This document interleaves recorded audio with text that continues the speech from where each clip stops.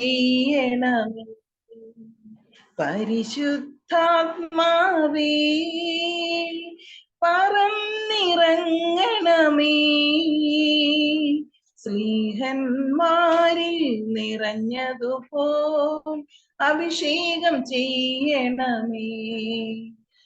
നിറയണമേ നിറയണമേ, കവിയണമേ കവിഞ്ഞൊഴുകണമേ. നിറയണമേ നിറയണമേ, കവിയണമേ കവിഞ്ഞൊഴുകണമേ. പരിശുദ്ധാത്മാവേ പറന്നിറങ്ങണമേ. സ്ലീഹന്മാരിൽ നിറഞ്ഞതുപോൽ അഭിഷേകം ചെയ്യണമേ.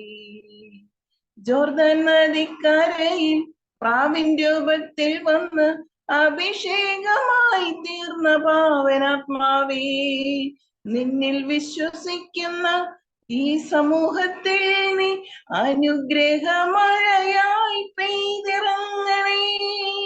ജോർദാൻ നദിക്കരയിൽ പ്രാവിൻ രൂപത്തിൽ വന്ന് അഭിഷേകമായി തീർന്ന പാവനാത്മാവേ, നിന്നിൽ വിശ്വസിക്കുന്ന ഈ സമൂഹത്തിൽ നീ അനുഗ്രഹമഴയായി പെയ്തിറങ്ങണേ.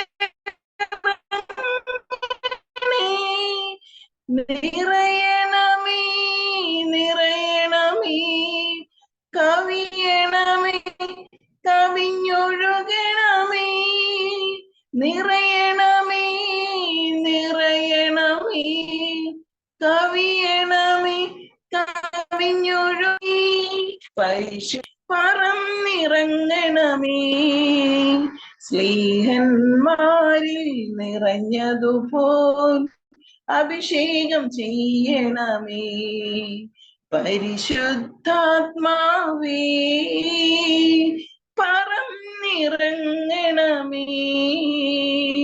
സ്ലീഹന്മാരിൽ നിറഞ്ഞതുപോൽ അഭിഷേകം ചെയ്യണമേ.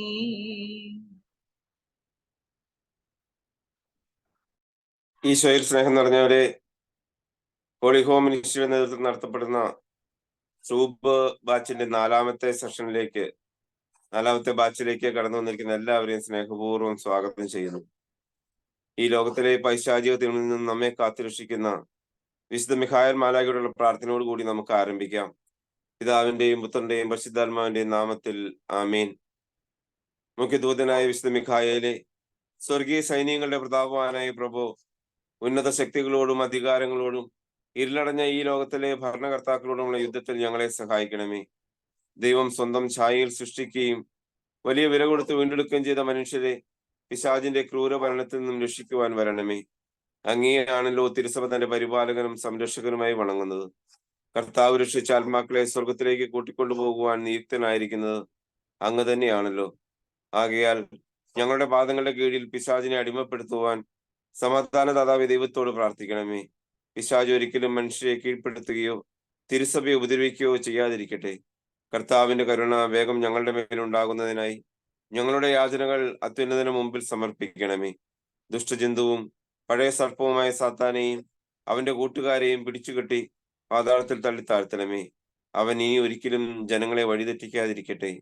ആമേൻ.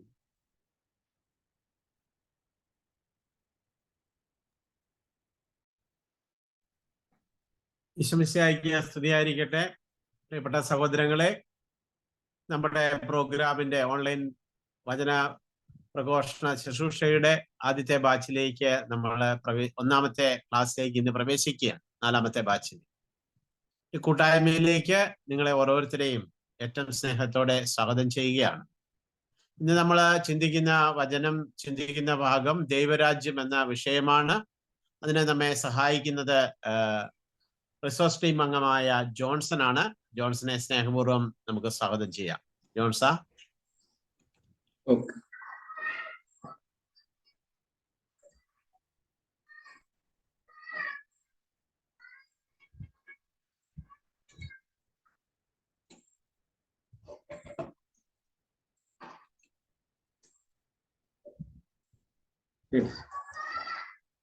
എല്ലാവർക്കും ഒരിക്കൽ കൂടി സ്വാഗതം. ദൈവത്തിന് സ്തുതി. നമ്മൾ ഒരു 10 ആഴ്ച നീണ്ടു നിൽക്കുന്ന ഒരു ദൈവരാജ്യ ശുശ്രൂഷയുടെ ഭാഗമായി തന്നെ എല്ലാ സുവിശേഷ പ്രഘോഷണം ദൗത്യം നമ്മൾ ആരംഭിച്ചിരിക്കുകയാണ്. അതുകൊണ്ട് തന്നെ നമ്മൾ ഓരോരുത്തരും ഈ ഒരു പ്ലാറ്റ്ഫോമിലൂടെ, സൂം പ്ലാറ്റ്ഫോമിലൂടെ നമ്മളായിരിക്കാൻ ദൈവം അനുവദിച്ചതിനോർത്ത് പ്രത്യേകം നന്ദി പറയുകയാണ്. നമ്മൾ ആഴ്ചയിലെ ഒരു മാക്സിമം 1.5 മണിക്കൂറോളം നമ്മൾ മൊത്തം മുടക്കിയാൽ ദൈവരാജ്യത്തിന്റെ ആ ഒരു അനുഭവത്തിലൂടെ കടന്നു പോകാനായിട്ട് നമുക്ക് സാധിക്കും. നമുക്ക് ആദ്യത്തെ ഒരു ക്ലാസ് എന്ന് പറയുന്നത് ദൈവരാജ്യത്തിന്റെ അനുഭവമാണ്. അത് എല്ലാം തുടർന്ന് വരുന്ന എല്ലാത്തിന്റെയും ഒരു കണ്ടന്റാണ് ദൈവരാജ്യത്തിന്റെ ഒരു അനുഭവത്തിലൂടെ കടന്നു പോകുക എന്നുള്ളത്. നമ്മൾ പലപ്പോഴും കേട്ടിട്ടുള്ള കാര്യങ്ങളാണ് ദൈവരാജ്യത്തെ കുറിച്ചുള്ള പ്രഘോഷണങ്ങളും ദൈവരാജ്യത്തെ കുറിച്ചുള്ള കാര്യങ്ങളെല്ലാം നമ്മൾ പലപ്പോഴും കേട്ടിട്ടുണ്ട്. എന്താണ് ഈ ദൈവരാജ്യത്തിന്റെ അനുഭവത്തിലൂടെ നമുക്ക് കടന്നു പോകാൻ സാധിക്കാത്തത്, അല്ലെങ്കിൽ എന്താണ് ദൈവരാജ്യം എന്നൊക്കെയാണ് നമ്മൾ ഈ ക്ലാസ്സിലൂടെ കടന്നു പോകാനായിട്ട് പരിശ്രമിക്കുന്നത്. സുവിശേഷങ്ങളിലൂടെ ദൈവരാജ്യത്തിന്റെ അനുഭവം നമുക്ക് കാണാനായിട്ട് സാധിക്കും.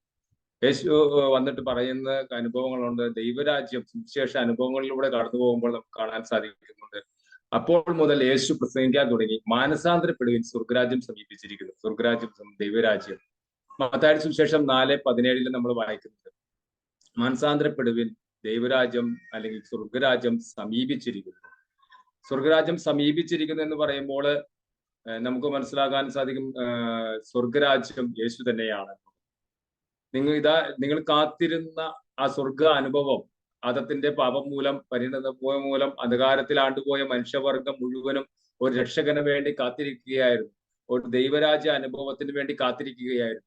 പറുദീസ അനുഭവത്തിന് വേണ്ടി കാത്തിരിക്കുകയായിരുന്നു.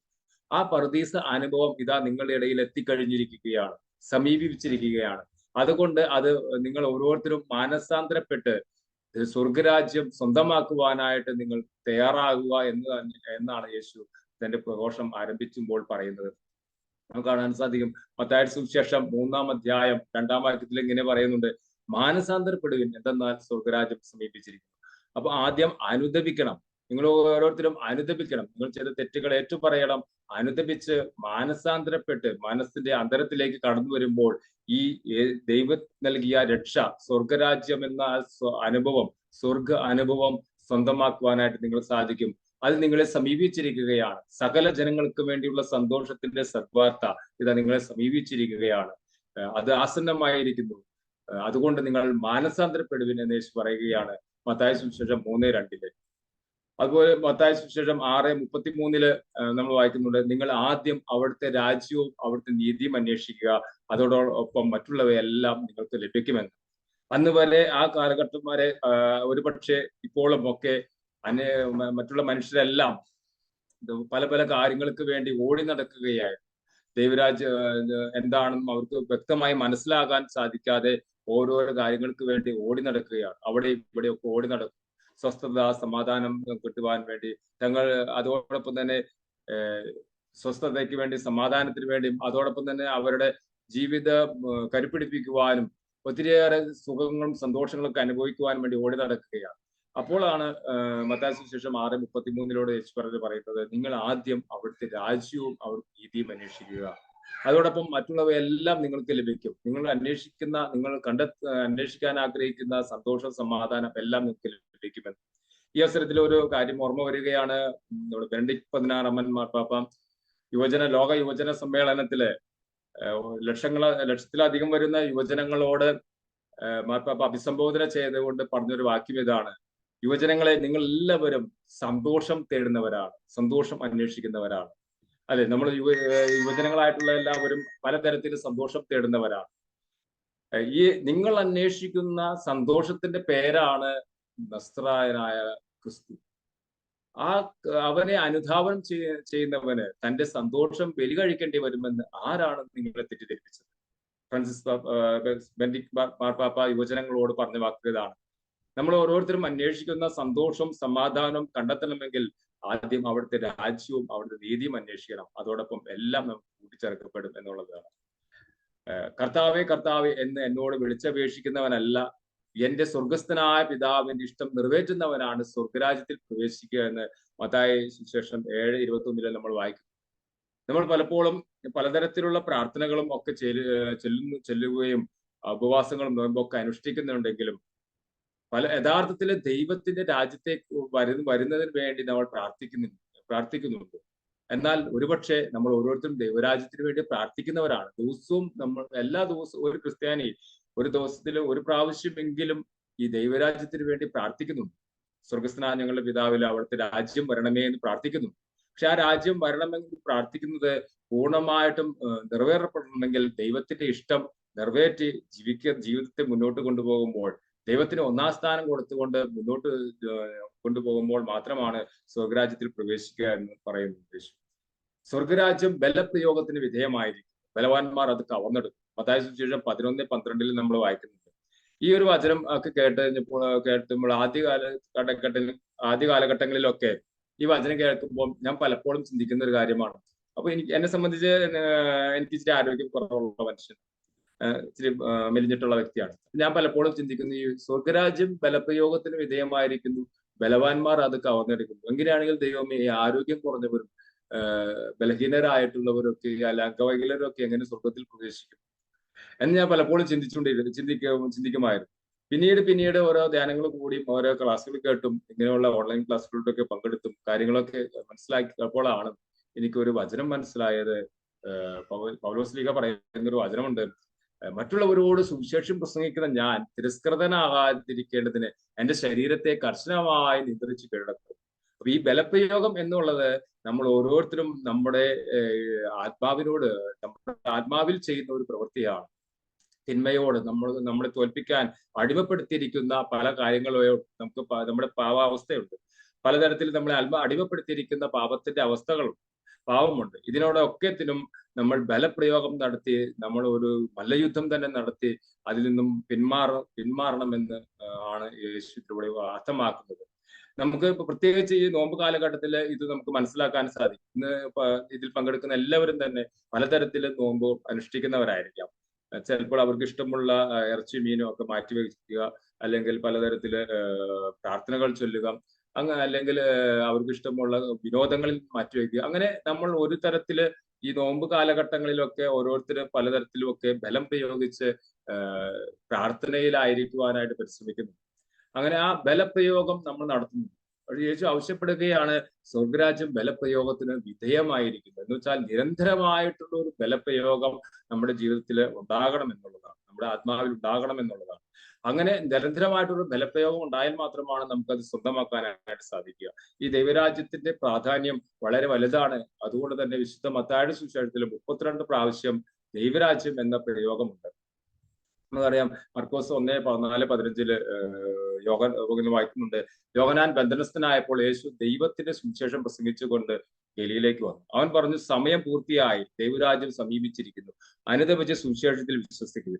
അപ്പോൾ ഞാൻ എന്നോട് തന്നെ ബലം പ്രയോഗിച്ചുകൊണ്ട് എന്റെ പാപത്തിന്റെ പാവാവസ്ഥകളും ഒക്കെ മാറ്റിവെച്ചുകൊണ്ട് ബലം പ്രയോഗിച്ചുകൊണ്ട് അനുതപിച്ച് മാനസാന്തരപ്പെട്ട് സുവിശേഷത്തിൽ വിശ്വസിക്കണം. വിശ്വാസത്തിന്റെ തലത്തിൽ ഇവിടെ കടന്നു വരുമ്പോൾ എനിക്ക് ഈ ദൈവരാജ്യം സ്വന്തമാക്കുവാനായിട്ട് സാധിക്കും.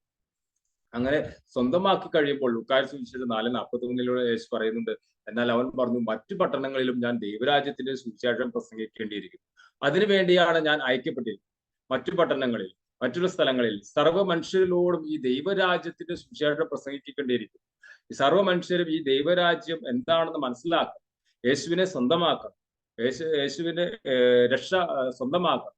അങ്ങനെ സ്വന്തമാക്കി കഴിയുമ്പോൾ ആ ദൈവരാജ്യം ഇവിടെ സംസ്ഥാപിതമാകുകയാണ്. നമ്മൾ ഓരോരുത്തരിലും അത് അനുദിനം വളർന്നുകൊണ്ടിരിക്കുന്ന ഒരു കാര്യമാണ്. നമ്മൾ ഓരോരുത്തരും അനുദിനം ബലപ്രയോഗങ്ങൾ നടത്തുമ്പോൾ നമ്മുടെ ഓരോരുത്തരുടെയും അടിമത്തങ്ങളുണ്ട്. പലതരത്തിലുള്ള അടിമത്തങ്ങൾക്ക് നമ്മൾ വിധേയരായിട്ടുണ്ടെങ്കിൽ അതിൽ നിന്നൊക്കെ മാറിക്കൊണ്ട് നമ്മൾ ബലപ്രയോഗം നടത്തുമ്പോൾ നമ്മളിൽ ഓരോരുത്തരിലും ദൈവരാജ്യം വളർന്നുകൊണ്ടിരിക്കുകയാണ്. ദൈവരാജ്യം പ്രസംഗിക്കപ്പെടുന്നു, എല്ലാവരും ബലം പ്രയോഗിച്ച് അതിൽ പ്രവേശിക്കുന്നു എന്നുള്ളതാണ്. ലോകത്തിൽ മുഴുവനും ദൈവരാജ്യത്തെക്കുറിച്ച്, യേശുവിനെ കുറിച്ച് പ്രസംഗിക്കപ്പെടുന്നുണ്ട്. പലതരത്തിൽ പല സ്ഥലങ്ങളിലും ധ്യാന കേന്ദ്രങ്ങളിലും പള്ളികളിലും കൺവെൻഷൻ സെന്ററുകളിലും ഒക്കെ ദൈവരാജ്യത്തെക്കുറിച്ച് പ്രസംഗിക്കപ്പെടുന്നുണ്ട്, യേശുവിനെ കുറിച്ച് പ്രസംഗിക്കപ്പെടുന്നുണ്ട്. എന്നാൽ ബലം പ്രയോഗിച്ച് അതിൽ പ്രവേശിക്കുക വളരെ കുറച്ച് മാത്രമാണുള്ളത്. എന്നോട് തന്നെ എൻ്റെ അവസ്ഥകളോട് എൻ്റെ എല്ലാ കാര്യങ്ങളോടും ബലം പ്രയോഗിച്ച് അത് പ്രവേശിക്കുമ്പോൾ ഞാൻ ദൈവരാജ്യത്തിന്റെ അംഗമായി മാറുകയാണ്. ദൈവരാജ്യത്തിൽ പ്രവേശിക്കുകയാണ്. അങ്ങനെ ദൈവരാജ്യം എന്നിൽ പടിപടിയായിട്ട് വളർന്നു വരുന്നു. ഓരോ ദിവസവും എൻ്റെ ഉള്ള അടിമത്തങ്ങളെ കണ്ടെത്തി വെല്ലം പ്രയോഗിച്ച് അതിൽ പ്രവേശിക്കാനായിട്ട് സാധിക്കുന്നു. അതോടൊപ്പം തന്നെ ലൂക്കായുടെ സുവിശേഷം 18:17 പറയുന്നുണ്ട്, സത്യസത്യമായി ഞാൻ നിങ്ങളോട് പറയുന്നു, ശിശുവിനെ പോലെ ദൈവരാജ്യം സ്വീകരിക്കാത്ത ആരും അതിൽ പ്രവേശിക്കുകയില്ല. ഈ വചനത്തിലൂടെ നമുക്ക് മനസ്സിലാക്കാൻ സാധിക്കുന്നത് ദൈവരാജ്യത്തിന്റെ ഒരു അടിസ്ഥാനപരമായ അവസ്ഥ. ദൈവരാജ്യം സ്വന്തമാക്കണമെങ്കിൽ ശിശുവിനെ പോലെ നിഷ്കളങ്കമായ ഒരു പ്രത്യാശ നമുക്കുണ്ടായിരിക്കണം. ഒരു ശിശു സഹജമായ ഒരു പ്രത്യാശ, ശിശു സഹജമായ ഒരു സമർപ്പണം നമുക്കുണ്ടാകണം. നമുക്കറിയാം, ഒരു ശിശുവിനെ എടുക്കുവാൻ ചെയ്യാനാണെങ്കിൽ ആ ശിശു തന്റെ കൈ ഫുള്ളായിട്ട് ഉയർത്തിപ്പിടിക്കും, 2 കൈ ഉയർത്തിപ്പിടിക്കും. അപ്പോൾ നമുക്ക് സുഖമായിട്ട് ശിശുവിനെ എടുക്കാനായിട്ട് സാധിക്കും. ശിശുവിനെ അറിയാം, എനിക്കൊന്നുമില്ല, എനിക്കൊരു കഴിവുമില്ല, പൂർണ്ണമായിട്ടും ഞാൻ എൻ്റെ അമ്മയിൽ അല്ലെങ്കിൽ അപ്പരയിൽ മാതാപിതാക്കളിൽ ആശ്രയിക്കേണ്ട വ്യക്തിയാണ്. അങ്ങനെ പൂർണ്ണമായിട്ടുള്ള ഒരു ആശ്രയത്വം, ദൈവ ആശ്രയത്വം ഉണ്ടായിരിക്കണം എന്നുള്ളതാണ്. അങ്ങനെ ശിശുവിനെ പോലെ ദൈവരാജ്യം സ്വീകരിക്കാത്ത, ശിശുവിനെ പോലെ ദൈവരാജ്യത്തിന്റെ ആ പൂർണ്ണമായ ആശ്രയത്വം സ്വീകരിക്കാത്ത ആരും അതിൽ പ്രവേശിക്കില്ല എന്ന് തന്നെയാണ് യേശു പറയുന്നത്. ശിശു സഹജമായ പ്രത്യാശയും ശിശു സഹജമായ എളിമയും ശിശു സഹജമായ ആശ്രയത്വവും സമ്പൂർണ്ണ സമർപ്പണവും നമ്മുടെ എല്ലാ കഴിവുകളും, ദൈവം നമുക്ക് ഒത്തിരി കഴിവുകൾ തന്നിട്ടുണ്ട്, ഒത്തിരിയേറെ ധന്യതകൾ തന്നിട്ടുണ്ട്. അതെല്ലാം പൂർണ്ണമായിട്ടും ദൈവത്തിന്റെ സന്നിധിയിൽ തന്നെ അടിയറ വെക്കുമ്പോൾ, ഞാൻ ഒന്നുമല്ല, എനിക്കൊന്നുമില്ല എന്നുള്ള ഒരു ഭാവത്തോടെ പൂർണ്ണമായിട്ടുള്ള ഒരു സമർപ്പണം നടത്തുമ്പോൾ ശിശു സഹജമായ അവസ്ഥയിലേക്ക് നമ്മൾ കടന്നു വരികയും ദൈവരാജ്യം നമ്മളിൽ വളർച്ച പ്രാപിക്കുകയും ചെയ്യുന്നു എന്നുള്ളതാണ്. അങ്ങനെ ദൈവരാജ്യം വളർച്ച പ്രാപിക്കുമ്പോൾ നമുക്കറിയാം, ലൂക്കായുടെ സുവിശേഷത്തിൽ 30-ലേറെ തവണ ദൈവരാജ്യം എന്ന മുഖ്യ പ്രമേയം അവതരിപ്പിക്കപ്പെടുന്നുണ്ട്. അതുപോലെ തന്നെ യോഹന്നാൻ സുവിശേഷം 3:3 പറയുന്നുണ്ട്, യേശു പറഞ്ഞു, സത്യം സത്യമായി ഞാൻ നിങ്ങളോട് പറയുന്നു, വീണ്ടും ജനിക്കുന്നില്ലെങ്കിൽ ഒരുവന് ദൈവരാജ്യം കാണുകയില്ല. ഇങ്ങനെ ശിശു സഹജമായ പ്രത്യാശയിലൂടെ, പൂർണ്ണമായ ഒരു സമർപ്പണത്തിലൂടെ കടന്നു വരുന്ന വ്യക്തിയില് പടിപടിയായിട്ട് ദൈവരാജ്യത്തിന്റെ വളർച്ച സംഭവിക്കുകയും അവനിൽ ഒരു അഭിഷേകം നിറയുകയും ആത്മാവിനാലും ജലത്താലും ആത്മാവിനാലും അവൻ വീണ്ടും ജനിക്കപ്പെടുന്നവരായിട്ട് മാറുകയും ചെയ്യും. അങ്ങനെ മാമോദിസയിലൂടെ നമ്മൾ വീണ്ടും ജനിച്ചു കഴിഞ്ഞവരാണ്. എന്നാൽ പുതിയ ഒരു ആത്മസ്നാനത്തിലൂടെ, ആത്മാവിന്റെ അഭിഷേകത്തിലൂടെ, ആത്മാവിന്റെ ഫലങ്ങളിലൂടെ വളരുമ്പോൾ, ആത്മാവിന്റെ ദാനങ്ങളിലൂടെ വളരുമ്പോൾ, ആ ആത്മസ്നാനത്തിലൂടെ ദൈവരാജ്യത്തിൽ കാണാനായിട്ടും ദൈവരാജ്യത്തിൽ എത്തിച്ചേരാനായിട്ടും നമുക്ക് സാധിക്കുമെന്ന് യേശു അവിടെ വ്യക്തമാക്കുകയാണ്. പൂർണ്ണമായ ഒരു വീണ്ടും ജനനം അവിടെ ആവശ്യമാണ്.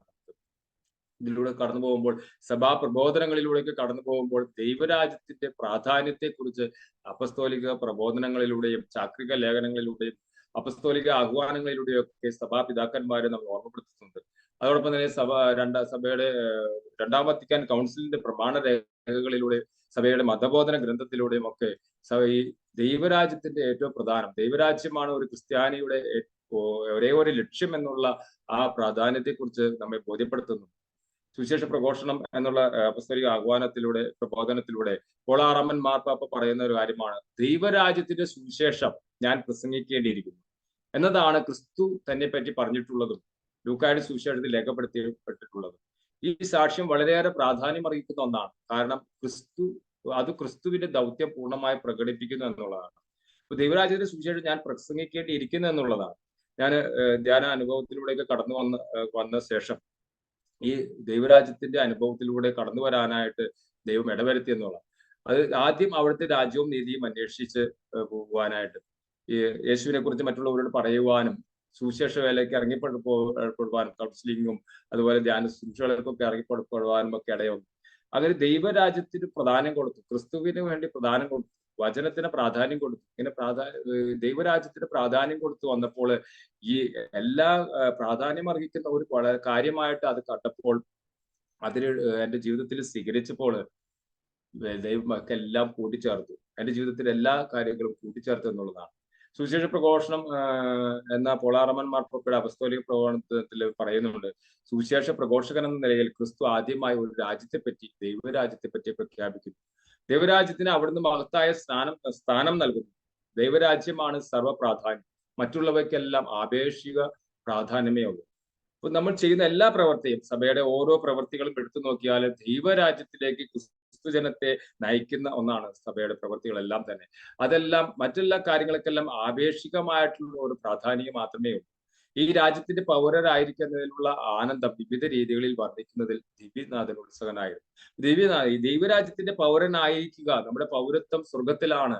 അപ്പൊ ദൈവരാജ്യത്തിന്റെ പൗരനായിരിക്കുക എന്ന് ആ ദൈവരാജ്യത്തിന്റെ വർണ്ണതകളിൽ കാര്യങ്ങളിൽ വർണ്ണിക്കുന്നതിൽ യേശു ഉത്സുകനായിരുന്നു എന്ന് തന്നെയാണ് പോൾ ആർമൻ മാർപ്പാപ്പ പറയുന്നത്. രക്ഷകന്റെ മിഷനിൽ വിശുദ്ധനായ ജോൺ പോൾ പാപ്പ പറയുന്നുണ്ട്, ദൈവിക പദ്ധതിയെ പൂർണ്ണതയിലേക്ക് നയിക്കുന്നത് നസ്രായനായ യേശുവാണ്. അവിടുന്ന് പറഞ്ഞു, സമയം പൂർത്തിയായിരിക്കുന്നു, ദൈവരാജ്യം സമാഗതമായിരിക്കുന്നു, അനുദപിച്ച് സുവിശേഷത്തിൽ വിശ്വസിക്കുകയും. ദൈവരാജ്യത്തിന്റെ സ്ഥാപനവും പ്രഘോഷണവുമാണ് തന്റെ ദൗത്യത്തിന്റെ ലക്ഷ്യം. ഇതിനായിട്ട് അത്ര ഞാൻ ഐക്യപ്പെട്ടിരിക്കുന്നത്. അപ്പൊ ദൈവരാജ്യം ഉദ്ഘാടനം ചെയ്യപ്പെടുന്നത് യേശുവിലൂടെയാണ്.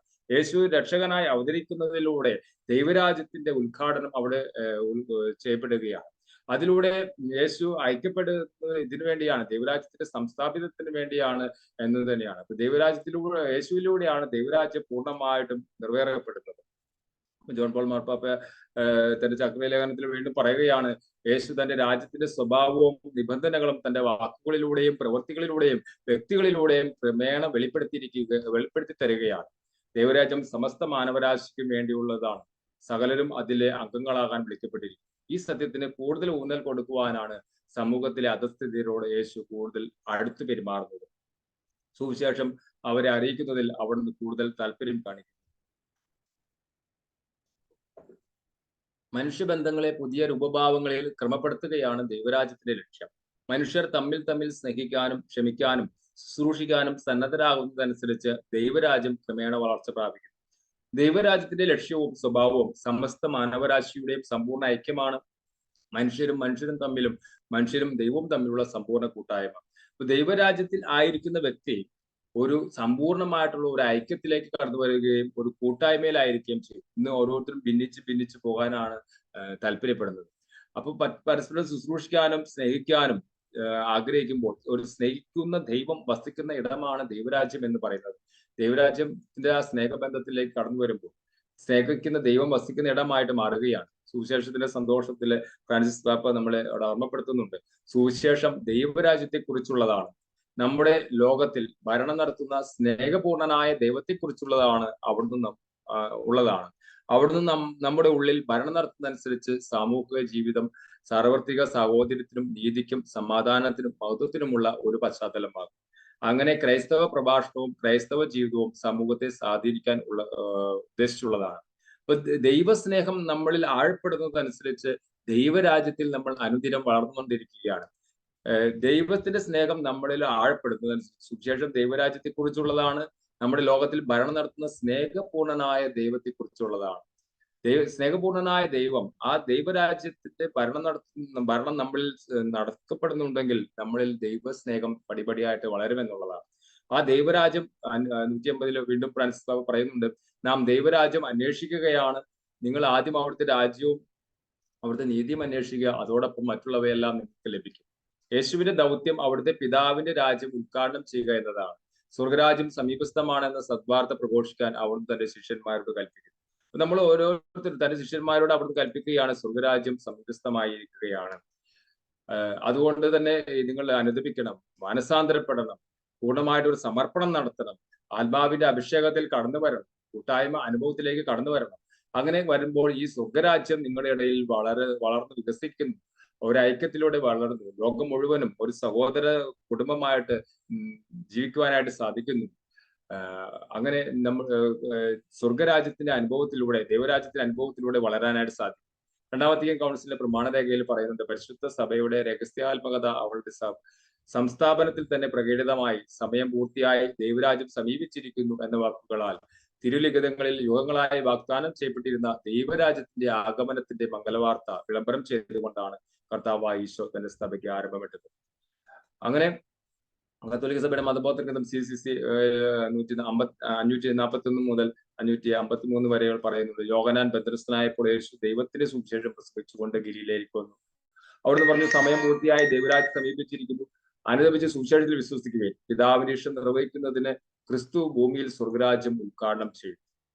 യേശുവിന്റെ പ്രഘോഷണത്തിന്റെ കാതലാണ് ദൈവരാജ്യം. യേശുവിന്റെ വരവോടെ ആരംഭിക്കുന്നതും എന്നാൽ പൂർത്തിയാകാനുള്ളതുമായ യാഥാർത്ഥ്യമാണ്. യേശുവിൽ ഇത് പൂർത്തിയാകും. യേശുവിന്റെ രണ്ടാം വരവോടുകൂടി ദൈവരാജ്യം പൂർത്തിയാകും. ദൈവരാജ്യത്തിൽ എല്ലാവരും അംഗങ്ങളായി മാറുകയാണ്. എല്ലാവരും അംഗങ്ങളായി മാറുന്നു. ആ ദൈവരാജ്യത്തിന്റെ അനുഭവത്തിന്റെ സമ്പൂർണത നടക്കുകയാണ്. അങ്ങനെ യേശുവിന്റെ പ്രഘോഷണത്തിന്റെ കാതലായ ദൈവരാജ്യ അനുഭവം നമ്മൾ ഓരോരുത്തരിലും നിറവേറപ്പെടുന്നതിന് വേണ്ടി നമുക്ക് പരിശ്രമിക്കാം.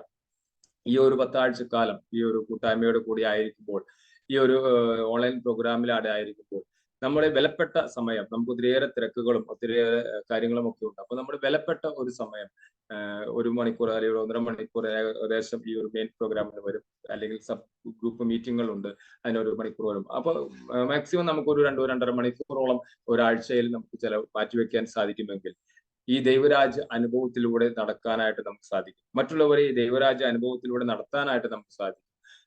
സ്നേഹിക്കുന്ന പിതാവ് വസിക്കുന്ന ആ ഇടമായി മാറാൻ, സ്നേഹിക്കുന്ന പിതാവ് നമ്മൾ ഓരോരുത്തരുടെയും ജീവിതത്തിൽ വസിക്കുവാനായിട്ട്, ആ ദൈവസ്നേഹ അനുഭവത്തിന്റെ ആഴത്തിലേക്ക് കടന്നു ചെല്ലുവാൻ, ദൈവസ്നേഹ അനുഭവം നമ്മുടെ ആഴത്തിൽ നിറയുവാൻ, അതുവഴി നമ്മുടെ പൂർണ്ണമായ സമർപ്പണം നടത്തുവാൻ, പൂർണ്ണമായും നമ്മിൽ തന്നെ ബലം പ്രയോഗിച്ച് ദൈവരാജ്യം സ്വന്തമാക്കുവാൻ, നമ്മളെ അടിമപ്പെടുത്തിയിരിക്കുന്ന എല്ലാത്തിനോടും ബലം പ്രയോഗിച്ച് നമ്മളെ പൂർണ്ണമായ പാവത്തിനോടും ഒക്കെ ബലം പ്രയോഗിച്ച് പൂർണ്ണമായും നമുക്ക് അതിനെല്ലാം മാറ്റിക്കൊണ്ട് ദൈവരാജ്യ അനുഭവത്തിലേക്ക് കടന്നു വരുവാൻ, അങ്ങനെ യേശുവിന്റെ ആ നൽകുന്ന പൂർണ്ണമായ രക്ഷയിലെ അനുഭവത്തിലേക്ക് സ്വന്തമാക്കിക്കൊണ്ട് പൂർണ്ണമായും വിശ്വസിച്ചുകൊണ്ട് അനുദപിച്ച് വിശ്വസിച്ചുകൊണ്ട് ദൈവരാജ്യ അനുഭവത്തിലൂടെ മാനസാന്തരപ്പെട്ട് ശിശുസഹജമായ പ്രത്യാശയോടെ, ശിശുസഹജമായ സമർപ്പണത്തോടെ, പൂർണ്ണമായും സമർപ്പണം നടത്തിക്കൊണ്ട് ഒരാത്മാവിന്റെ അഭിഷേകത്താൽ വീണ്ടും ജനിച്ചുകൊണ്ട് സ്വർഗരാജ്യ അനുഭവത്തിലൂടെ കടന്നു പോകുവാനായിട്ട്, അങ്ങനെ സ്വർഗരാജ്യ അനുഭവത്തിലൂടെ വീണ്ടും ജനിച്ച് കടന്നു പോകുമ്പോൾ നമ്മൾ ഓരോരുത്തരും ഈ കൂട്ടായ്മ ഒരു അനുഭവത്തിലൂടെ കടന്നു വന്ന് ആ ദൈവരാജ്യത്തിന്റെ പ്രഘോഷണം നടത്തുന്ന വ്യക്തികളായിട്ട് മാറാനായിട്ട് ഈ ഒരു ആഴ്ചക്കാലം, അത് ഈ ഒരു 10 ആഴ്ചക്കാലം ദൈവം നമ്മെ അനുഗ്രഹിക്കട്ടെ എന്ന് പ്രാർത്ഥിക്കുന്നു. അതിനുള്ള ദൈവം നമ്മെ അനുഗ്രഹിക്കട്ടെ. ദൈവത്തിന് തോന്നുന്നു. Thank you ജോൺസ. ദൈവരാജ്യത്തെ കുറിച്ച് മനോഹരമായ ക്ലാസ്സിലൂടെ നമ്മെ നയിച്ചത് ജോൺസനാണ്. ജോൺസ നന്ദി പറയുന്നു. ഈ നിമിഷങ്ങളിൽ നമുക്ക് വിശുദ്ധ ഔസേപ്പ് പിതാവിന്റെ മധ്യസ്ഥം തേടി പ്രാർത്ഥിക്കാം. ഭാഗ്യപ്പെട്ട മാർ ഔസേപ്പ് പിതാവേ, ഞങ്ങളുടെ അനർത്ഥങ്ങളിൽ അങ്ങേ പക്കൽ ഓടി വന്ന് അങ്ങേ പരസ്യമായിട്ട് സഹായം അപേക്ഷിച്ചതിന്റെ ശേഷം അങ്ങേ മധ്യസ്ഥതയെയും ഞങ്ങളിപ്പോൾ മനോശരണത്തോടെ യാചിക്കുന്നു. ദൈവജനനിയായ അമലോത്ഭവ കന്യകയോട് അങ്ങേ ഒന്നിപ്പിച്ച ദിവ്യസ്നേഹത്തെക്കുറിച്ചും ഉണ്ണീശോയെ ആലിംഗനം ചെയ്ത അങ്ങേ പൈതൃകമായ സ്നേഹത്തെക്കുറിച്ചും ഈശോ മിശിഹാ തന്റെ ദൈവത്താൽ നേടിയ അവകാശത്തിന്റെ മേൽ കൃപയോടെ നോക്കണമെന്നും അങ്ങേ ശക്തിയാലും മഹത്വത്താലും ഞങ്ങളുടെ ആവശ്യങ്ങളിൽ ഞങ്ങളെ സഹായിക്കണമെന്നും സവിനയം അങ്ങയോട് ഞങ്ങൾ പ്രാർത്ഥിക്കുന്നു. തിരുക്രമത്തിന്റെ എത്രയും വിവേകമുള്ള കാവൽക്കാര ഈശോ മിശിഹായുടെ തെരഞ്ഞെടുക്കപ്പെട്ട ജനത്തെ ആദരിക്കണമേ. എത്രയും സ്നേഹമുള്ള പിതാവേ, അബദ്ധത്തിന്റെയും വഷളത്വത്തിന്റെയും കറളൊക്കെയിൽ നിന്നും ഞങ്ങളെ കാത്തുരക്ഷിക്കണമേ. ഞങ്ങളുടെ എത്രയും വല്ലവനായ പാലക, അന്ധകാര ശക്തികളോട് ഞങ്ങൾ ചെയ്യുന്ന യുദ്ധത്തിൽ സ്വർഗത്തിൽ നിന്ന് അങ്ങ് ഞങ്ങളെ കൃപയോടെ സഹായിക്കണമേ. അങ്ങൊരിക്കൽ ഉണ്ണീശോയെ മരണകരമായ അവിടത്തെ രക്ഷിച്ചതുപോലെ ഇപ്പോൾ ദൈവത്തിന്റെ തിരുസഭയെ ശത്രുവിന്റെ കണിയിൽ നിന്നും എല്ലാ ആപത്തുകളിൽ നിന്നും കാത്തുകൊള്ളണമേ. ഞങ്ങൾ അങ്ങയുടെ മാതൃക അനുസരിച്ച് അങ്ങേ സഹായത്താൽ ശക്തി പ്രാപിച്ച് പുണ്യജീവിതം കഴിക്കുവാനും നല്ല മനം ലഭിച്ച് സ്വർഗത്തിൽ നിത്യഭാഗ്യം പ്രാപിക്കുവാനും തക്കവണ്ണം അങ്ങേ മധ്യസ്ഥതയാൽ ഞങ്ങളെ എല്ലാവരെയും എല്ലായ്പ്പോഴും കാത്തുകൊള്ളണമേ. ആമേൻ.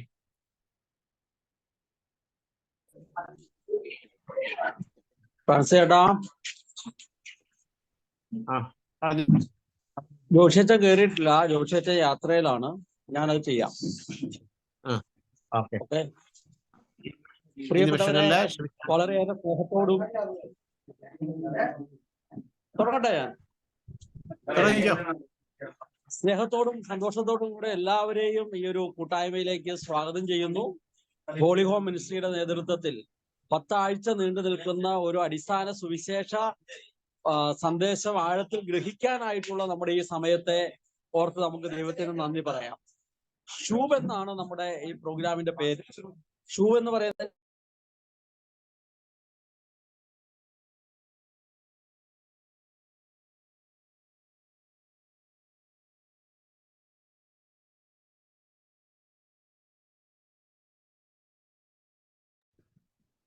സുചേട്ടാ കേൾക്കുന്നില്ല.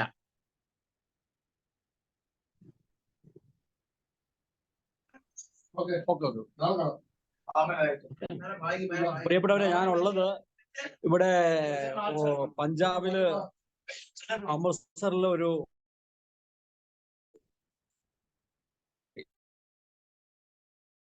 അമൃത്സറില് ഞങ്ങള് ഒരു വീട്ടിലെ പ്രാർത്ഥനയ്ക്ക് വന്നിരിക്കുകയാണ്. അച്ഛനൊക്കെ അങ്ങ് പോവാണ്. അതിന്റെ ഒരു ബഹളമാണ് നമ്മളിപ്പം കണ്ടത്. ഓക്കെ, പ്രിയപ്പെട്ട, അപ്പൊ നമ്മള് പറഞ്ഞു വന്നത് ദൈവരാജ്യത്തിലേക്കുള്ള മടങ്ങിവരവാണ് ഒരർത്ഥത്തിൽ ശൂബ് എന്ന് പറയുന്നത്. യഥാർത്ഥ ദൈവരാജ്യത്തിന്റെ ആന്തരികതയിലേക്ക്, അതിന്റെ ജീവിത ശൈലിയിലേക്ക്, ആ ദൈവരാജ്യത്തിന്റെ പൂർണ്ണതയിലേക്ക് നമ്മൾ മടങ്ങി വരാനായിട്ടുള്ള പരിശീലനമാണത്. ഈ ദൈവരാജ്യത്തിലേക്ക് നമ്മൾ മടങ്ങി വരുന്നത് എങ്ങനെയാണ്? അത് വ്യക്തിപരമായ ഒരു മടങ്ങിവരവിലൂടെയാണ്. അപ്പൊ ശൂബ് എന്ന് പറയുമ്പോൾ അത് വ്യക്തിപരമായ ഒരു തിരിച്ചുവരവാണ്. ദൈവഹിതത്തിന് ഇഷ്ടമല്ലാത്തത് എല്ലാത്തിൽ നിന്നുമുള്ള തിരിച്ചുവരവ്, ദൈവ പിതാവിന്റെ സ്വപ്നത്തിന് എതിരായ ജീവിതത്തിൽ നിന്നുള്ള തിരിച്ചുവരവ്, ദൈവ സ്നേഹത്തിനെതിരായ ജീവിതത്തിനുള്ള അപ്പം വ്യക്തിപരമായി നമ്മുടെ ജീവിതം ഈ 10 ആഴ്ചയിലൂടെ കടന്നു പോകുമ്പോൾ യഥാർത്ഥ ദൈവരാജ്യത്തിന്റെ ഒരു മകൻ എന്ന നിലയിൽ എനിക്ക് അതിന് വിരുദ്ധമായ എന്റെ ജീവിതത്തിലുള്ളതിൽ നിന്നെല്ലാമുള്ള മടങ്ങിവരവിനെയാണ് ഈ തിരിച്ചുവരവ് എന്ന് പറയുമ്പോൾ നമ്മൾ അർത്ഥമാക്കുന്നത്. അപ്പം നമ്മൾ ഓരോരുത്തരുടെയും വളരെ വ്യക്തിപരമായ ശൂബ്, മടങ്ങിവരവ്, തിരിച്ചുവരവ്, ദൈവത്തിലേക്കുള്ള യഥാർത്ഥ വിശുദ്ധിയിലേക്കുള്ള, യഥാർത്ഥ സ്നേഹത്തിലേക്കുള്ള, യഥാർത്ഥ ജീവന്റെ വഴിയിലേക്കുള്ള, യഥാർത്ഥ ക്രൈസ്തവ ജീവിതത്തിലേക്കുള്ള മടങ്ങിവരവ് ആണ് ഈ ശൂബ് എന്ന് പറയുന്നതിൽ നമ്മൾ ഈ 10 ആഴ്ചയിലൂടെ കടന്നു പോകുമ്പോൾ വ്യക്തിപരമായ ഒരു തിരിച്ചുവരവിലേക്ക്, പ്രത്യേകിച്ച് നോയമ്പ് കാലം കൂടിയാണ്, തിരിച്ചുവരവിലേക്ക് നമ്മൾ ആഴപ്പെടുകയാണ്. മൂന്നാമതായി മടങ്ങിവരവ്, തിരിച്ചുവരവ്, ശൂബ് എന്ന് പറയുമ്പോൾ അത് കുടുംബമായിട്ടുള്ള തിരിച്ചുവരവാണ്. നമുക്കറിയാം, സക്കീവൂസ് യേശുവിനെ വ്യക്തിപരമായിട്ടാണ് കണ്ടുമുട്ടുന്നത്. ആ കണ്ടുമുട്ടുന്ന യേശുവിനെ സക്കീവൂസ് വീട്ടിലേക്ക് കൊണ്ടുവരുന്നു. സക്കീവൂസ് വ്യക്തിപരമായിട്ട് മടങ്ങി വരികയാണ്. ഞാൻ ആരുടെയെങ്കിലും വക വഞ്ചിച്ചെടുത്തിട്ടുണ്ടെങ്കിൽ, അതായത് ദൈവരാജ്യത്തിന് വിരുദ്ധമായ പ്രവൃത്തിയാണ് മറ്റുള്ളവരെ വഞ്ചിക്കുക, അന്യായമായി പിടിച്ചുപറിക്കുക, അതെല്ലാം ആ കർത്താവിന്റെ അടുത്തിരുന്നപ്പോൾ മനസ്സിലായ സക്കീവൂസ് എന്ത് ചെയ്തു? വ്യക്തിപരമായി തിരിച്ചു വരികയാണ്, മടങ്ങി വരികയാണ്. ഞാൻ വഞ്ചിച്ചതെല്ലാം, പിടിച്ചെടുത്തതെല്ലാം തിരിച്ചു കൊടുക്കുന്നു എന്ന് പറയുകയാണ്. ആ മടങ്ങിവരവ് ആ കുടുംബത്തിന്റെ മുഴുവൻ മടങ്ങിവരവായി. അപ്പൊ നമ്മൾ ഓരോരുത്തരുടെയും, ഒരുപക്ഷെ ഇതിൽ പലരും കുടുംബമായിട്ടായിരിക്കാം ഈ പ്രോഗ്രാമിൽ പങ്കുചേരുന്നത്, ചിലരൊക്കെ വ്യക്തിപരമായിട്ടായിരിക്കാം കേൾക്കുന്നതെങ്കിലും കുടുംബമായിട്ട് ഇതെല്ലാം നമ്മൾ പങ്കുചേരുകയാണ്. അപ്പൊ കുടുംബം മുഴുവൻ യഥാർത്ഥ ദൈവരാജ്യത്തിലേക്ക്, യഥാർത്ഥ ക്രിസ്തു സ്നേഹത്തിലേക്ക്, യഥാർത്ഥമായ സഹോദര സ്നേഹത്തിലേക്കൊക്കെ മടങ്ങി വരാനായിട്ട് നമ്മളെ ഈ ഒരു പ്രോഗ്രാം സഹായിക്കുകയാണ്. ഈ 10 ആഴ്ചയിലൂടെ കടന്നു പോകുമ്പോൾ നമ്മുടെ കുടുംബം യഥാർത്ഥ ദൈവരാജ്യമാവുകയാണ്. നമ്മൾ ഓരോരുത്തരും ദൈവരാജ്യമാകുന്നതോടൊപ്പം നമ്മുടെ കുടുംബം യഥാർത്ഥ ദൈവരാജ്യമാകാനായിട്ട് നമ്മൾ ഈ 10 ആഴ്ച നമ്മളെ സഹായിക്കുകയാണ്. 3 ശൂബ് എന്ന് പറയുന്നത്, മടങ്ങിവരവെന്ന് പറയുന്നത്, കുടുംബം മടങ്ങി വരുമ്പോൾ നമ്മുടെ ഇടവക, നമ്മുടെ സമൂഹം, നമ്മുടെ നാട് മുഴുവൻ യഥാർത്ഥ ദൈവികമായ കൃപയിലേക്കുള്ള മടങ്ങിവരവാണ്. എന്റെ കുടുംബമാണ് മടങ്ങി വരുന്നത്. അങ്ങനെ വരുമ്പോൾ എന്റെ ചുറ്റുമുള്ള മറ്റു കുടുംബങ്ങളെയും ഇത്തരത്തിൽ മടങ്ങി വരാനായിട്ട് ഞാൻ സഹായിക്കുകയാണ്, ദൈവരാജ്യമാകാനായിട്ട് സഹായിക്കുകയാണ്. അങ്ങനെ നമ്മുടെ ചുറ്റുപാടും, നമ്മുടെ പ്രാർത്ഥനാ കൂട്ടായ്മയാകാം, നമ്മുടെ കുടുംബ യൂണിറ്റുകളാകാം, നമ്മുടെ ഇടവക മുഴുവൻ അങ്ങനെ സാവധാനം പുളിമാവ് പോലെ നമ്മുടെ ചുറ്റുപാട് മുഴുവൻ ദൈവരാജ്യമാകുന്നതിലേക്ക് വളരുകയാണ്. അപ്പം യഥാർത്ഥ ദൈവരാജ്യത്തിലേക്കുള്ള മടങ്ങിവരവാണ്. ആ മടങ്ങിവരവ് ഓരോ വ്യക്തിയുടെയും ദൈവരാജ്യത്തിലേക്കുള്ള മടങ്ങിവരവാണ്. വ്യക്തിയുടെ മാത്രമല്ല, കുടുംബമായി ദൈവരാജ്യത്തിലേക്ക് മടങ്ങി വരികയാണ്. അങ്ങനെ കുടുംബമായി മടങ്ങി വരുന്ന ഓരോരുത്തരും ചുറ്റുമുള്ള എല്ലാ കുടുംബങ്ങളെയും ഈ ദൈവരാജ്യ അനുഭവത്തിലേക്ക് വളർത്തുമ്പോൾ നമ്മുടെ സമൂഹം മുഴുവൻ, സഭ മുഴുവൻ ദൈവരാജ്യമാവുകയാണ്. നമ്മുടെ കുടുംബം മുഴുവൻ തുറന്നിടുകയാണ്. ദൈവസ്നേഹത്തിന്റെ വാതായനങ്ങളായി, വിശാലമായ വാതിലുകളായി നാം തുറന്നിടുകയാണ്. പുറത്തുനിന്ന് ധാരാളം ദൈവസ്നേഹത്തിന്റെ ശുദ്ധവായു നമ്മുടെ കുടുംബങ്ങളിലേക്ക് വന്നു പ്രവേശിക്കുകയും നമ്മുടെ കുടുംബത്തിന്റെ മാലിന്യങ്ങളെല്ലാം നീക്കുകയും അങ്ങനെ നമ്മുടെ കുടുംബത്തിൽ നിന്ന് ദൈവസ്നേഹത്തിന്റെ നല്ല വായു പുറത്തേക്ക് ഒഴുകുകയും ചെയ്യുകയാണ്. ഈ 10 ആഴ്ചയും നമ്മൾ ശനിയാഴ്ച 1.5 മണിക്കൂർ ഒരുമിച്ച് പ്രാർത്ഥിക്കുകയും ദൈവവചനം ധ്യാനിക്കുകയും ഒക്കെ ചെയ്യുമ്പോൾ നമ്മുടെ കുടുംബത്തിലേക്ക്, നമ്മുടെ വ്യക്തി ജീവിതത്തിലേക്ക് ദൈവസ്നേഹത്തിന്റെ ശുദ്ധവായു കടന്നു വരികയാണ്. മാലിന്യമുള്ള നമ്മുടെ ജീവിതത്തിന്റെ എല്ലാ അശുദ്ധത നിറഞ്ഞ, ദൈവസ്നേഹത്തിന് വിരുദ്ധമായ, ലൗകികമായ പാപാവസ്ഥയിലായിരിക്കുന്ന നമ്മുടെ ജീവിതത്തിൽ നിന്ന് ആ മാലിന്യങ്ങളൊക്കെ കഴുകിക്കളയുകയാണ്, മാറ്റപ്പെടുകയാണ്. അങ്ങനെ നമ്മുടെ വ്യക്തി ജീവിതവും നമ്മുടെ കുടുംബവും ഒരു പുതു സംസ്കാരത്തിലേക്ക് ഒരു പുതു മടങ്ങി വരവിലേക്ക് യഥാർത്ഥമായ ദൈവരാജ്യത്തിന്റെ കണ്ണാടികളായി മാറ്റപ്പെടുന്നതിലേക്ക് നാം മാറുകയാണ്. പ്രിയപ്പെട്ടവരെ, അതിനായിട്ട് ദൈവം നമ്മളെ വിളിക്കുകയാണ്. അതുകൊണ്ട് 10 ആഴ്ചയും കൃത്യമായി ഇതിൽ പങ്കുചേരുക എന്നുള്ളത് വളരെ പ്രധാനപ്പെട്ടതാണ്. നമ്മളെല്ലാം കുടുംബമാണ്, കുടുംബമായിട്ടാണ് നമ്മൾ എല്ലാവരും ജീവിക്കുന്നത്. നിരവധി തിരക്കുകളുണ്ട്. ഇപ്പൊ ഞാനും ജെനിയും ഞങ്ങൾ 2 പേരിവിടെ പഞ്ചാബിലാണ്. കഴിഞ്ഞ കുറെ ദിവസങ്ങളായിട്ട് മധ്യപ്രദേശിലും പഞ്ചാബിലുമായിട്ടുണ്ട്. നമ്മൾ 5 കുടുംബങ്ങൾ ഏപ്രിൽ മാസത്തിൽ നമ്മൾ മിഷനിലേക്ക് 1.5 മാസത്തേക്ക് വരികയാണ്. പ്രിയപ്പെട്ടവർ, അതൊക്കെ നമ്മളെ ഒരു പുതിയ സ്നേഹത്തിന്റെ സംസ്കാരത്തിലേക്ക് നമ്മളെ വളർത്തുകയാണ്. നിങ്ങൾ ഇവിടെ നോക്കിയാൽ ഞങ്ങൾ ഇരിക്കുന്ന ഒരു വീടിന്റെ പശ്ചാത്തലത്തിൽ വീട്ടിലുള്ളവർ ഒരുമിച്ച് ഇരുന്ന് ഇന്ന് പ്രാർത്ഥന ഗ്രൂപ്പിൽ വന്നവരെല്ലാവരും കൂടെ ഭക്ഷണം കഴിക്കുന്ന രംഗമാണ് രാജ്യത്തിലെ മടങ്ങാണ്. ഇതൊരു സ്നേഹത്തിന്റെ കൂട്ടായ്മയിലേക്കുള്ള മടങ്ങി വരവാണ്. ഇത് ശത്രുത അവസാനിപ്പിക്കുന്നതിന്റെ, സാഹോദര്യം വളർത്തുന്നതിന്റെ, അങ്ങനെ എല്ലാ അർത്ഥത്തിലും ചുറ്റുപാടുകളിലേക്ക് ദൈവരാജ്യം പങ്കുവെക്കുന്നതിന്റെ അനുഭവമാണ്. നമ്മൾ ഈ 10 ആഴ്ചയും മുടങ്ങാതെ വരണം. 2 നമ്മൾ സബ് ഗ്രൂപ്പ് മീറ്റിങ്ങുകളുണ്ട്. ആ മീറ്റിങ്ങുകൾ ഓരോന്നും നമ്മളെ സംബന്ധിച്ചിടത്തോളം ഈ ഒരു ദൈവരാജ്യത്തിൽ വളരാൻ, വ്യക്തിപരമായും കുടുംബമായും കൂട്ടായ്മയായും വളരാൻ സഹായിക്കുകയാണ്. ഒരിക്കലും നമ്മൾ ഒരു കാരണവശാലും ആ കൂട്ടായ്മ മുടക്കരുത്. അപ്പൊ ഒരാഴ്ചയിൽ 2 ദിവസം നമ്മുടെ ഒരു കമ്മിറ്റ്മെന്റ് ആണ്. ഈ മടങ്ങി വരും യഥാർത്ഥത്തിലേക്ക് നമ്മൾ ഓരോരുത്തരും, നമ്മുടെ കുടുംബം മുഴുവനും, അങ്ങനെ സമൂഹം മുഴുവനും കടന്നു വരാനായിട്ട് നമ്മളെ സഹായിക്കുകയാണ്. ഹോളിഹോം ടീമിലുള്ള എല്ലാവരും ഏറെ സ്നേഹത്തോടെ നിങ്ങളെ സ്വാഗതം ചെയ്യുന്നു. പ്രത്യേകമായി നമ്മുടെ രക്ഷാധികാരികളായ റമീജസ് പിതാവിന്റെയും അലക്സ് വടക്കുന്നില പിതാവിന്റെയും നാമത്തിൽ നിങ്ങളെ സ്വാഗതം ചെയ്യുന്നു. ജോഷി മയ്യാറ്റിൽ ചെന്ന യാത്രയിലാണ്, അല്ലെങ്കിൽ അച്ഛൻ എത്തിച്ചേരേണ്ടതാണ്. അച്ഛൻ ഒരു മീറ്റിംഗ് കഴിഞ്ഞ് തിരിച്ചെത്തിയിട്ടില്ല. നമ്മളോടൊപ്പം അടുത്ത ആഴ്ച മുതൽ എല്ലാ ആഴ്ചയും നമ്മളോടൊപ്പമുണ്ട്. അച്ഛനും മറ്റു വൈദികരും നമ്മുടെ കൂടെയുണ്ട്. ഈ കൂട്ടായ്മ മുഴുവനുണ്ട്. നമ്മളെല്ലാം ഒരു കുടുംബമാണ്, ഒരുമിച്ചാണ് യാത്ര ചെയ്യുന്നത്. നമ്മൾ ദൈവരാജ്യത്തിന്റെ ആഴത്തിൽ വളരാൻ ദൈവം നമ്മെ സഹായിക്കട്ടെ. ദൈവം ഓരോരുത്തരും നിങ്ങൾ വന്നതിൽ നിങ്ങളെ അഭിനന്ദിക്കുന്നു. അടുത്ത ആഴ്ചത്തേക്ക് ആരെങ്കിലും നിങ്ങളുടെ പ്രിയപ്പെട്ടവർ 10 ആഴ്ചയെ വരാൻ താല്പര്യമുള്ളവർ, ഈ ആഴ്ചയിൽ 2 ദിവസം ഒരുമിച്ച് എത്താൻ പറ്റുന്നവർ സ്നേഹത്തോടെ ക്ഷണിക്കുകയാണ്. ജോഷിയച്ചൻ എത്തിയിട്ടുണ്ട്.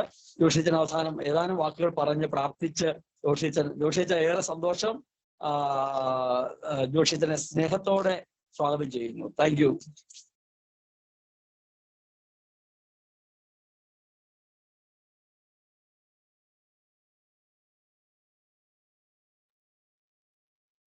അച്ഛൻ മ്യൂട്ടിലാണല്ലോ അച്ഛാ?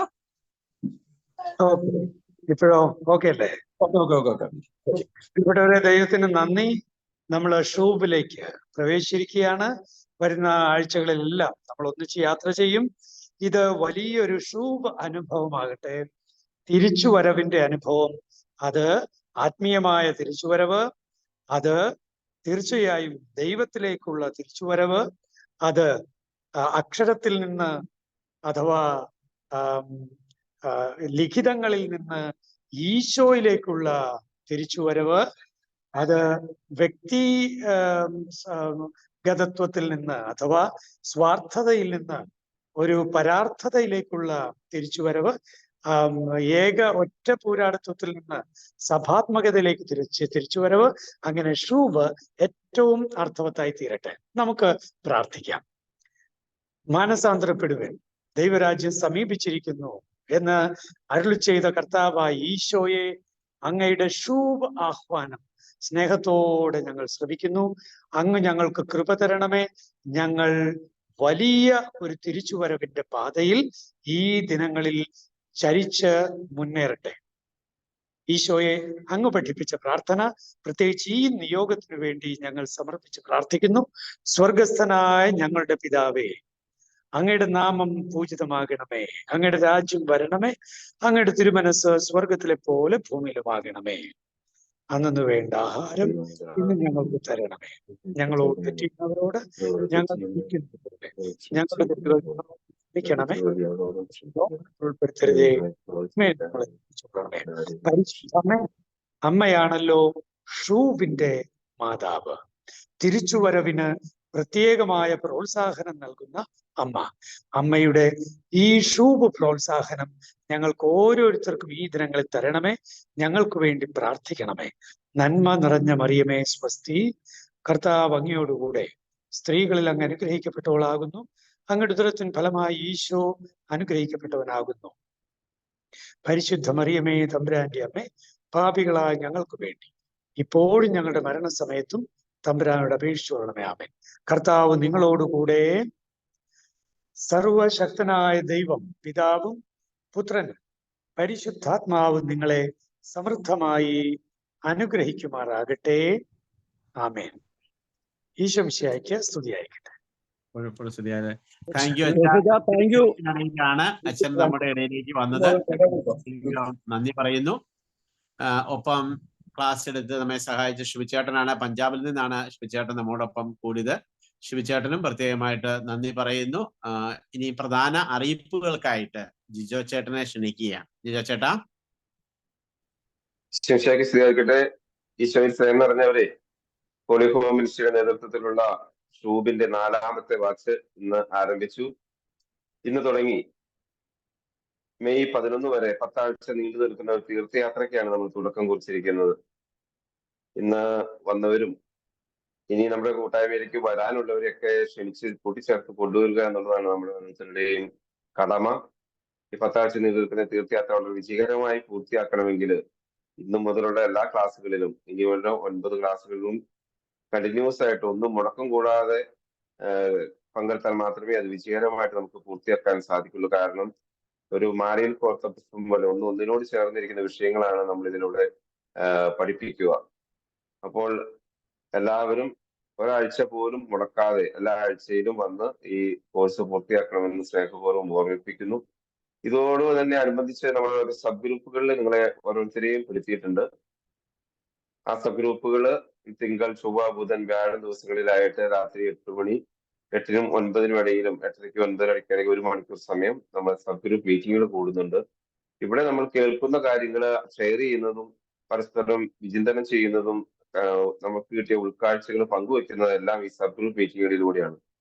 അതുകൊണ്ട് തിങ്കൾ മുതൽ വ്യാഴം വരെ നടക്കുന്ന നിങ്ങൾക്ക് കിട്ടുന്ന ഏത് ദിവസമാണോ ആ ദിവസം 1 മണിക്കൂർ സമയം കൂടി ഇതിനു വേണ്ടി ചെലവഴിക്കണമെന്ന് സ്നേഹപൂർവ്വം ഓർമ്മിപ്പിക്കുന്നു.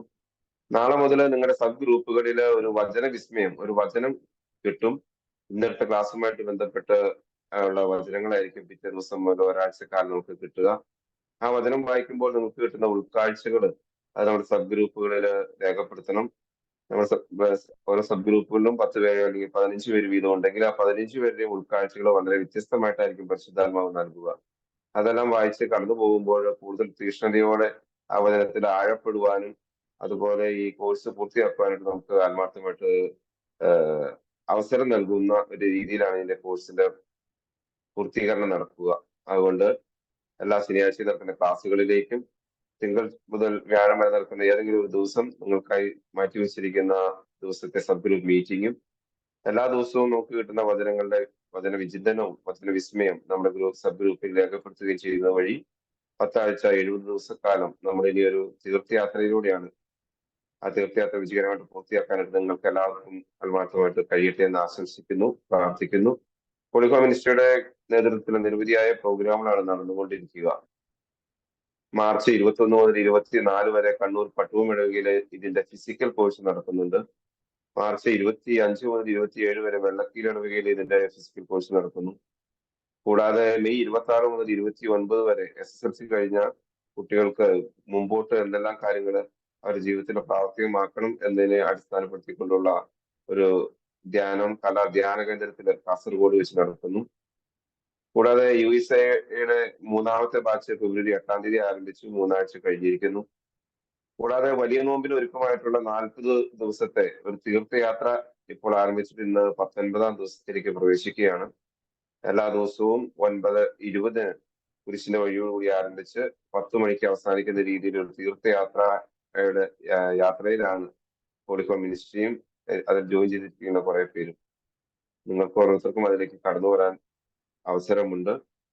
കൂടാതെ ഹോളി ഹോം മിനിസ്ട്രിയുടെ നേതൃത്വത്തിൽ മിഷൻ യാത്ര നടത്തുന്നു. ഏപ്രിൽ 10-ന് ആരംഭിച്ച് മെയ് 20-ന് അവസാനിക്കുന്ന 35 പേരടങ്ങുന്ന 5 കുടുംബങ്ങളും കൂടാതെ ആളുകൾ കൂടി 35 പേരടങ്ങുന്ന ഒരു സംഘം അതിനുവേണ്ടി പ്രാർത്ഥിച്ച് ഒരുങ്ങിക്കൊണ്ടിരിക്കുന്നു. വിഷയാത്രയുടെ ഒരുക്കത്തിന് വേണ്ടി 2 പേര് ജനിച്ചേട്ടനും ശ്രീചേട്ടനും ഇപ്പോൾ വെസ്റ്റ് ബംഗാളില് ഈ പോകുന്ന സ്ഥലങ്ങളൊക്കെ സന്ദർശിക്കാൻ പോയിരിക്കുകയാണ്. അവർ അവിടെ നിന്നാണ് ക്ലാസ്സിലേക്ക് കയറിയത്. അപ്പൊ ഹോളി ഹോം മിനിസ്ട്രിയുടെ നേതൃത്വം നമുക്ക് എല്ലാ പ്രോഗ്രാമുകളിലേക്കും എല്ലാവരെയും ഹാർദവമായിട്ട് സ്വാഗതം ചെയ്യുന്നതോടൊപ്പം തന്നെ എല്ലാവിധ പ്രാർത്ഥനകളും ആവശ്യപ്പെടുകയാണ്. ഹോളി ഹോം മിനിസ്ട്രി നല്ല രീതിയിൽ മുമ്പോട്ട് ഇതുപോലെ ദൈവരാജ്യ പ്രഘോഷണത്തിനായിട്ട് ഇറങ്ങി തിരിച്ചിരിക്കുന്ന ഈ കൂട്ടായ്മ വളരെ വിജയകരമായിട്ട് പൂർത്തിയാക്കുവാനായിട്ട് നിങ്ങളുടെ പ്രാർത്ഥനകൾ വളരെയേറെ അത്യാവശ്യമാണ്. എല്ലാ പ്രാർത്ഥന സഹായവും ആവശ്യപ്പെട്ടുകൊണ്ട് അറിയിപ്പുകൾ അവസാനിപ്പിക്കുന്നു. ഉടൻ തന്നെ നമുക്ക് 9:20 തീർത്ഥയാത്ര തുടങ്ങേണ്ടതാണ്. അതിലേക്കും എല്ലാവരെയും ഹാർദമായി സ്വാഗതം ചെയ്യുന്നു. നിർത്തുന്നു. നന്ദി, നമസ്കാരം. പ്രിയപ്പെട്ട സഹോദരങ്ങളെ, തീർത്ഥയാത്ര പ്രോഗ്രാമിൽ സംബന്ധിക്കാൻ ആഗ്രഹിക്കുന്നവരെ ഈ ലിങ്കിൽ തന്നെ തുടർന്നാൽ മതി. ഇപ്പം ഏതാനും സമയത്തിനുള്ളിൽ അത് ഈ പ്രോഗ്രാം ഇതിൽ തന്നെ ആരംഭിക്കും. 9:30 വരെ ആയിരിക്കും അതിന്റെ സമയം. 9:30 മുതൽ 10 വരെ ആയിരിക്കും അതിന്റെ സമയം. താല്പര്യമുള്ളവർക്ക് ലിങ്കിൽ തുടരാവുന്നതാണ്. എല്ലാവരെയും ഈശോ അനുഗ്രഹിക്കട്ടെ. ഇപ്പോൾ ഷൂബുമായി ബന്ധപ്പെട്ട നമ്മുടെ ഷൂബ് ഓൺലൈൻ പ്രോഗ്രാം ഇപ്പോൾ അവസാനിച്ചിരിക്കുകയാണ്. നിങ്ങൾക്ക് എല്ലാവർക്കും പ്രത്യേകം നന്ദി പറയുന്നു.